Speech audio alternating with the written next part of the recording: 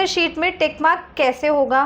Answer sheet को कैसे यहाँ पर फिल की जाएगी, बहुत ही important.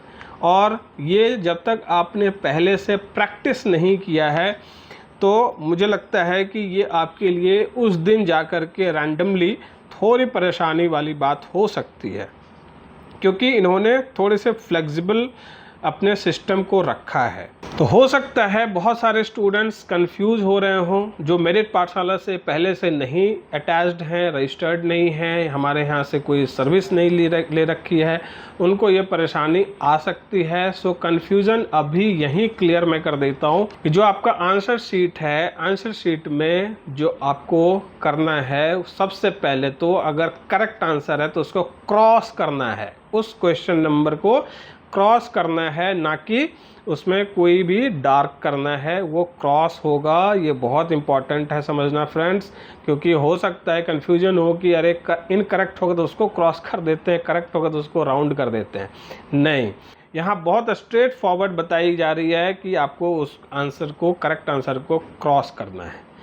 Second, if at all कोई आंसर आपका इनकरेक्ट हो गया बाय मिस्टेक, तो अब उसको आप देख रहे हैं कि जो ऑप्शन ई है, सी है और आपने ए पे दिया हुआ था जिसमें कि करेक्ट आंसर कोई भी हो सकता है, तो उसको अब आप क्रॉस करो और जो आपने इनकरेक्ट यहाँ पे क्रॉस किया हुआ था उसको राउंड कर दो, उसको डार्क कर दो।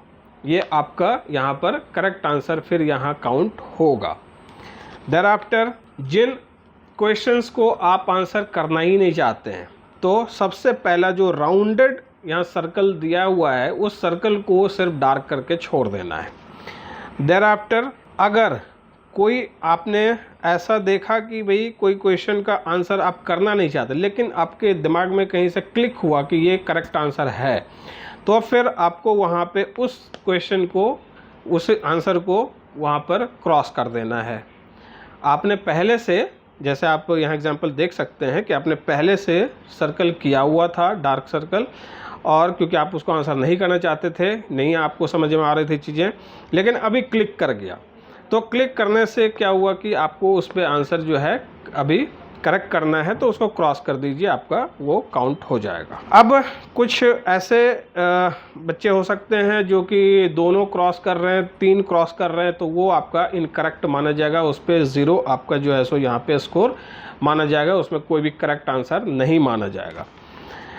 If you leave all boxes blank for a question it will be score 0।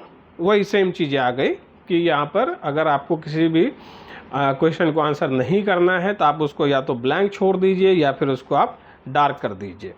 सो ये इंस्ट्रक्शंस बहुत इंपॉर्टेंट हैं फ्रेंड्स, और कुछ चीज़ें ऐसी भी होंगी जिसमें कि रफ वर्क, ये वो सारी चीज़ें सैम्पल के लिए आपको वहाँ पे वो भी सेक्शंस के बीच में वो स्पेस देते हैं। जैसे बायोलॉजी का क्वेश्चंस पहले आया 23 क्वेश्चन, उसके बाद उन्होंने स्पेस दे दिया, फिर नेक्स्ट सेक्शन स्टार्ट हुआ, फिजिक्स स्टार्ट हुआ, केमिस्ट्री स्टार्ट हुआ, कुछ ऐसा, तो उनके बीच में जो स्पेस है वहाँ पे आप आंसर टिक कर सकते हैं या लिख सकते हैं। They can means that space can be used for that purpose. So यहाँ पे और कोई ऐसे ज़्यादा कॉम्प्लेक्सिटी नहीं है, बहुत क्लैरिटी के साथ और बहुत ही फ्लेक्सिबिलिटी के साथ आंसर शीट को आपको यहाँ फिल करने के लिए बताया गया है। अब किसी भी तरह की फिर भी कन्फ्यूजन है तो दिए गए नंबर्स पे अभी फ़ोन करिए और इस चैनल को अभी सब्सक्राइब करिए, और बहुत जल्द फिर से मैं IMAT के ऊपर और भी सेशंस कंडक्ट करने जा रहा हूँ। देखते रहिए मेरिट पाठशाला and stay tuned with My Career Pathshala also for other courses and abroad MBBS. Thank you so much for watching.